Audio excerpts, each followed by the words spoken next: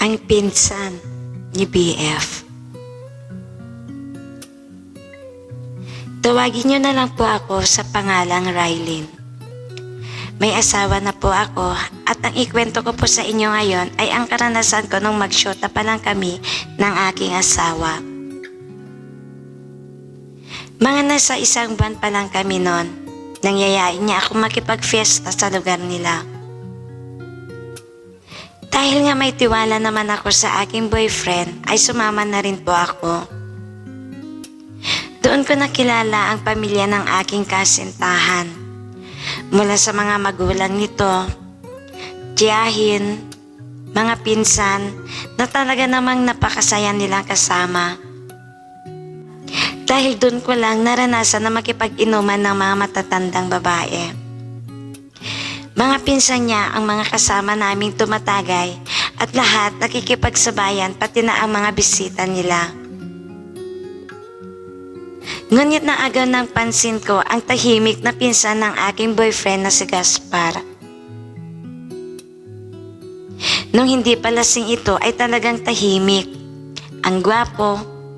Ngunit nung malasing na ay napapansin kong makulit na ito na parang boses na niya ang naririnig. Kaya mas naging masaya ang banding namin. Ilang oras pa ang dumaan ay napapansin ko na nalasing na kami. Kaya napagdesisyonan na namin na magpahinga na. Nung nasa kwarto na kami ng boyfriend ko na si Ariel, ay di ko inaasahan na pagpasok namin sa loob ng kwarto nito ay siniil niya ako ng tuka. Sa totoo lang po, yun ang kauna-unahang nakipagtukaan ako ng ganong kainit. Habang nagtutukaan kami, ay naramdaman ko ang pagyakap nito sa akin. Kasabay nun ay ang paggapang ng malikot nitong kamay papunta sa iba't ibang parte ng aking katawan. Parang di ko nararamdaman ang pag-ingat nito sa akin na akala mo'y ibang babae ako kung ituring. Ngunit ganun pa man ay mahal na mahal ko ang aking kasintahan. At nung ipinasok na niya sa akin ang charger nito ay nakaramdam talaga ako ng pagkadismaya dahil bigla niya itong ipinasok. Naitulak ko man ito ay di niya rin ito alintana. Di ko akalain na ganun pala kasakit ang unang tikim. Bakit sa mga napapanood ko ay rapsa na rapsa ang mga ito sa ginagawa nila? Kinabukasan ay halos di ako makagalaw sa sobrang sakit ng aking tinggil. Kaya buong araw ako di nakalabas sa kwarto. Ngunit hindi naman ako pinabayaan ng aking nobyo. Simula nun ay mas minahal ko ang aking nobyo dahil sa ipinakita nito na pag-aalaga sa akin. Kaya noon ay nagdesisyon na kami na magsama na. Isa po akong cashier sa isang grocery store, habang isang gwardiya naman ang aking nobyo. Masaya naman kami sa aming buhay na mag-live-in partner. Ngunit isang bagay lang talaga ang aking ikinadidismaya dito. Dahil pagdating sa tuknakan namin ay di ko naramdaman na may pag-iingat ito sa akin, lalo na pag ipinapasok nito ang kanyang charger. Biglaan niya kasi ipinapasok sa aking kuweba ang charger nito. Sabay, ang mahabang pagkinod hanggang sa makarating na kami sa dulo ng tagumpay. Nang di inaasahan, ay sinubok ang aming pagsasama. Di ko akalain na mamimili ako ng palihim sa dalawang lalaki.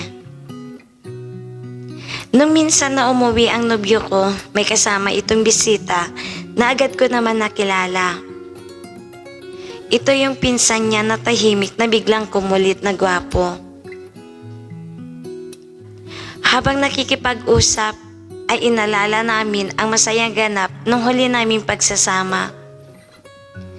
Ngunit nagulat ako nang sabihin ng aking nobyo na doon muna titira si Gaspar.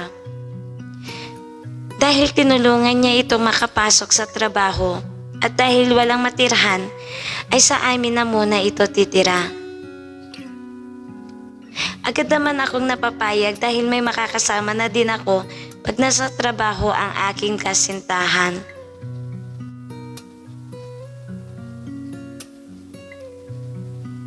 Sa totoo lang ay natutuwa talaga ako sa pinsan ng aking nobyo. At dahil nga bago pa lang ito sa pinagtatrabahuan, ay kami na muna ang nagbigay ng ibang pangangailangan nito. Ultimo pa bango nito ay nakikihingi na sa nobyo ko. Kaya lang minsan ay napagkakamalan kong nasa loob ng bahay ang aking BF dahil naamoy ko ang samyo nito. Yun na nga. May mga linggo na naandyan si Gaspar sa gabi at sa umaga naman ang aking nobyo. Ngunit nagsimula ng gumulo ang isip ko nung minsan ay may bumukas ng pinto ng kwarto kung saan ako nakahiga. Inaasahan ko noon na uuwi ang aking nobyo dahil yun ang oras ng uwian nito. May kunting pagtataka lang dahil pagpasok dito sa kwarto ay nahiga agad ito at yumakap sa akin. Amoy na amoy ko ang pabango nito na pamilyar sa akin. Agad ko naman nakilala kung sino ang nagmamay-ari ng pabango na yon. Niyakap ko naman ito pabalik nang maramdaman kong pagtukan nito mula sa noo ko at bumaba sa aking pisngi. Mula sa aking pisngi ay bumaba ang tukan nito sa aking labi. Dahan-dahan niya nilasap ang aking labi at dahan-dahan lang din ang paghagod ng tukan nito sa aking labi. Kahit paggapang ng palad nito sa aking kabuuan ay dama ko ang init ng haplos nito na nagiiwan pa ang init ng palad nito sa aking balat.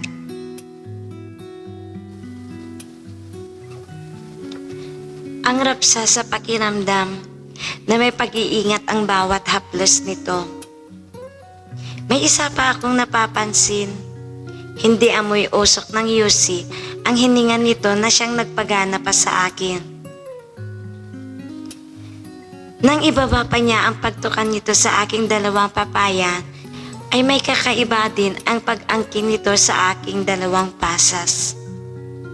Di ko maramdaman ang ngipin nito, kaya imbes na makaramdam ako ng sakit ay tanging rapsa lamang at init ng katawan nito ang nakadikit sa akin. Nagulat din ako na umabot ang pagtukan nito sa aking puson at lalo na nang madama ko ang labi nito sa aking tinggil. Noon ko lang naranasan na kainin ang aking hiwa. Ang rapsa talaga. Kaya di ko mapigilan ang mapaungol ng mahina. Di pa ito na kontento ay pinasok pa nito ang dalawang daliri sa aking basang kuweba. Ramdam ko ang sobrang kiliti sa parteng yun.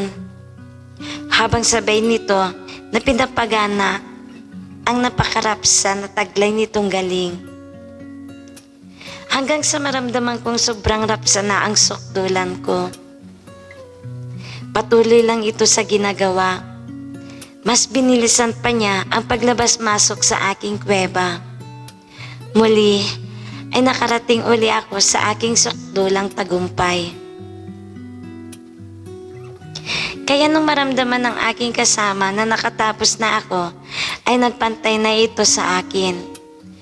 Muli nitong hinagkan ang aking papaya habang pinapasok sa aking kuweba ang kanyang charger at doon ay isinagad sa aking pinakamalalim na parte ng aking katawan at nagsimula na itong bumayo ng dahan-dahan. Hanggang sa pabilis na ng pabilis, kakaibang rapsa ang dulot nun sa akin. Dahil sinasabayan pa nito ng halinhinang paghalik sa aking labi at papaya. Hanggang sa di ko na namalayan ang mabilis at pag-indayog ng pagbayon nito. Hindi ako makapaniwala na ilang beses ko naabot ang sukdulan ng aking kiliti. Ramdam kong nakarating na din ito sa kanyang finish line. Pero di pa nito tinanggal nang magsimula na namang bumayo ito ng dahan-dahan, kaya ramdam ko ang gatas nito na umaapaw sa aking kuweba. Tanging anino lang at samyo lang nito ang aking naaninag. May halong pagtatakaman ay mas nangibabaw ang rapsa ng aking nararamdaman sa mga oras na yon. Nagpatuloy pa ang pagbayo nito sa akin kahit pagod na ako ay ayaw ko na maputol ang ganong sensasyon. Sa palagay ko, bukas na bukas ang aking katawan na tanggapin kung anuman ang ibigay nito sa akin. Muli niya ipinadama sa akin ang gatas nito sa huling oras. Agad ako nakatulog dahil sa sobrang pagod. Nakapikit ang mga mata ko nang maramdaman kong lumabas ang kasama ko at nagbukas ng gripo sa banyo. Pero di ko na muna iniisip na magtungo sa banyo dahil antok na ako. Nagising na lang ako dahil sa boses ng aking nobyo na panay ang katok sa pinto ng aming kwarto. Kaya bumangon ako. Pero bago pa ako nagtungo sa pinto ay napansin ko na wala akong suot na kahit ano. Kaya nagbihis muna ako bago pinagbuksan ng pinto. Isang tuka ang ibinigay nito sa aking pisngi at pumasok na ito sa loob. Nagtungo ako ng banyo pagkatapos ay nagsimula na akong magluto para sa agahan namin. Nang maalala ko ang nangyari kagabi, yung nakasama ko na abutin ang sukdulan. Napangiti naman ako dahil kakaibang rapsa ang dulot sa akin ang nangyari kagabi. Natigilan ako nang magsalita ang nobyo ko mula sa aking likuran. Tinatanong nito kung natanggap ko daw ba ang text niya na hindi siya nakauwi kagabi dahil nag-overtime ito. Hindi daw pumasok ang karelyebo nito kaya napilitan itong magpaumaga. Nagtataka man ako, ay mas minabuti ko na lang na sabihin dito na di ko nabasa ang text niya dahil nakatulog ako sa sobrang pagod sa trabaho. Buong araw akong nag-isip. Naisip ko rin na baka nananaginip lang ako. Pero patunay na meron akong nakasama dahil nagising ako na walang saplot. Nawala rin sa isip ko na ang kasama ko sa kama ay si Gaspar na pinsan ng aking nobyo. Hanggang sa napagtanto ko, paano kung hindi ngayon ang aking nobyo dahil sa magkapareho ng pabango nilang gamit. At kakaiba din ang pag-angkin nito sa akin at ibang-iba sa haplos ng nobyo ko. Sa totoo lang, sa tuwing naiisip ko ang nangyaring yon, ay parang gusto kong mangyari pa ng ilang beses dahil kakaibang pag-aalaga nito sa akin. Yung tipong ayaw niya na may maramdaman akong sakit, kundi puro rapsa lang. Nag-iisip man, ay pinagwalang bahala ko na muna yon. Kung sino man, yung anino sa kwarto ko, ay itinuring ko na lang na panaginip na lang lahat. Ngunit tuwing nagpapaligaya kami ng aking nobyo, ay hinahanap ko pa rin ang taong nasa panaginip ko. Kaso, nahihiya naman ako magsabi sa BF ko na ganun ang gusto ko. Baka kasi pag-isipan pa niya ako ng di maganda.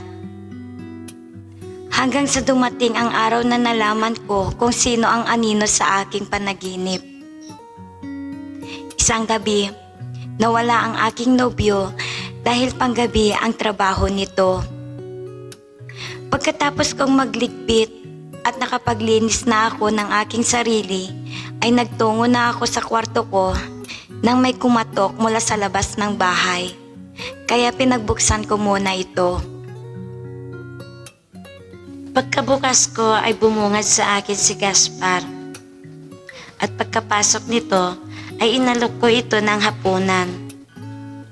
Sagot niya ay kumain na daw siya dahil nga sweldo niya ay sa labas na ito kumain. Nagtataka ako sa inabot nito sa akin ng pera. Galing daw yon sa sweldo niya. Gusto daw niya na doon na lang manatili sa inuupahan namin kahit sa upuan na lang daw siya matutulog. Ang importante ay malapit. Mas nakakatipid din nga. Nahihiyaman ay hindi ako tinigilan hanggat hindi ko tinatanggap ang bigay nito. Naisip ko din na kahit papaano ay malaking tulong na din yun sa gastusin dito sa bahay. Nang bigla na lang lumabas sa bibig ko na bumili na siya ng sariling pabango. Tumango naman nito at may dinukot sa bulsa ng bag nito. Nagtaka na lang ako dahil ganun pa rin ang binili nitong pabango. Gaya pa rin ito sa nobyo ko. Naisip ko na nagustuhan nito ang amoy. Kaya naisipan ko na lang na bilhan ng ibang klase ng pabango ang aking mahal para magkaiba sila. Bago ako pumasok sa kwarto ko ay hinayaan ko na hindi nakalak dahil baka 6:00 pa lang ay katukin na naman ako ng aking nobyo. Agad naman ako nakatulog dahil sa pagod sa trabaho. Mga madaling araw ay nagising ako nang may humahaplos sa aking papaya. Madilim man at di ko nakikita ang aking kasama ay gustong gusto ko ang pasada nito sa aking masiselang parte. Nang maisipan ko na hindi ngayon ang aking partner dahil sa pagkakaalam ko ay 6:00 pa ng umaga ang labas nito mula sa trabaho. Kaya kinapa ko ang sipi na nasa uluhan ko at inilawan kung sino ang nasa harapan ko. Nagulat man ay di ko mapigilan na sambitin ang pangalan ni Gaspar. Malinaw kong nakikita kung sino ang kasama ko sa kwarto. Ngunit bago pa ako nakapagsalita ay agad na nito hinagkan ang labi ko. Ang rapsa niyang tumuka, parang ang lalim at di ko lubos akalain na ito pala ang aking nakasama nung nakaraang gabi. Gulat man ay ninais kong itulak ito ngunit mas dinaig ako ng rapsa ng pagtuka niya na ibinigay sa akin. Halos di ako makahinga habang ginagawad niya yon sa akin. Muling nag-init ang tagpong yon. Naglapat ang mga katawan namin. Muli ko din naramdaman ang maingat nitong paghaplos na gustong gusto ng aking kaluluwa. Lalo na't muli kong naramdaman ang pagpasok ng kanyang dila sa aking kuweba na mainit-init pa. Animoy linta na hindi maalis-alis hanggat hindi nauubos ang aking gatas. At doon ko naabot ang aking sukdulan. Hindi pa natapos ang pakapit ng linta nito sa akin dahil sa ilang beses pa niya sinubukang supsupin ang aking katas. Ipinasok na niya ang kanyang malaking charger sa aking kuweba. Muli ay tinuknak ako nito ng mahina hanggang sa pabilis na ng pabilis. Doon ko na naman naramdaman ang aking sukdulan na tila alam na alam nito kung paano punan ang aking nararamdamang pagkasabik na maabot ang sukdulan ng langit. Sa ganoong oras din ay nilabas niya ang kanina pang gustong lumabas na gatas nito. Naramdaman ko na lang ang mainit-init na pag-agos nito mula sa aking kuweba. Natapos kami ng bandang 4:00 ng madaling araw. Agad na ako bumangon, nagtungo ako sa banyo at naglinis ng katawan. Dahil sa nangyari ay di ko alam kung paano haharapin ang aking nobyo na hindi nakakahalata tungkol sa amin ng kanyang pinsan. Hindi natapos ang aming ginagawa ni Gaspar. Muling naulit yon basta may pagkakataon. Sabi nga ng iba, lahat ay may katapusan. Ngunit sa hindi inaasahan, ay ay masasabi kong dumating din ang tinatawag na karma sa akin. Para ako ginisa sa sarili kong mantika sa nangyari. Dahil natuklasan kong may ibang babae ang aking kasintahan. Nung minsan ay naisipan kong tignan ang sipi nito. Doon ko nabasa lahat ng pagtataksil nila ng babae niya. Ngunit dahil sa alam kong may ginawa din akong pagkakamali, ay mas minabuti ko nang lumayo na lang. Pero bago ako lumayo, ay kinausap ko muna ito sa aking nalaman. Humingi naman ito ng pasensya sa akin at ayaw niya na magkahiwalay kami. Ngunit dahil sa aking lihim na pagkakamali, ay minabuti ko na lang na ibaon na lang ang lahat sa limot ang sikreto namin na kanyang pinsang si Gaspar. Dahil sa ginawa kong desisyon, ay natahimik ako ng ilang taon. Namasukan ako bilang katulong sa isang mayamang pamilya. Hanggang sa naging mayordoma ako. Mas pinili kong magtago na lang. Sa uri ng trabaho ko, ay di na ako lumalabas ng bahay ng mga amo ko. Pag umuwi naman ako sa probinsya namin, ay dumidiretso ako sa bahay ng mga magulang ko. Hanggang sa isang araw, ay nag-cross muli ang landas namin ng dati kong nobyo. Muli ay nagpakita pa rin ito ng interes sa akin. Dahil nga sa mahal ko pa ito, ay binigyan ko uli siya ng pagkakataon na itama ang pagkakamali. Ganon na rin ako. Nabalitaan ko na rin na nag-asawa na si Gaspar. Kaya napanatag na ang loob ko sa muli naming pagsasama ng aking nobyo. Hanggang ngayon ay magkasama pa rin kami. At masasabi ko na asawa ko na siya dahil kasal kami at may 5 ng anak. Muli po ay nagpapasalamat ako sa mabait na namamahala sa channel na ito. Salamat po uli and more power. Wakas.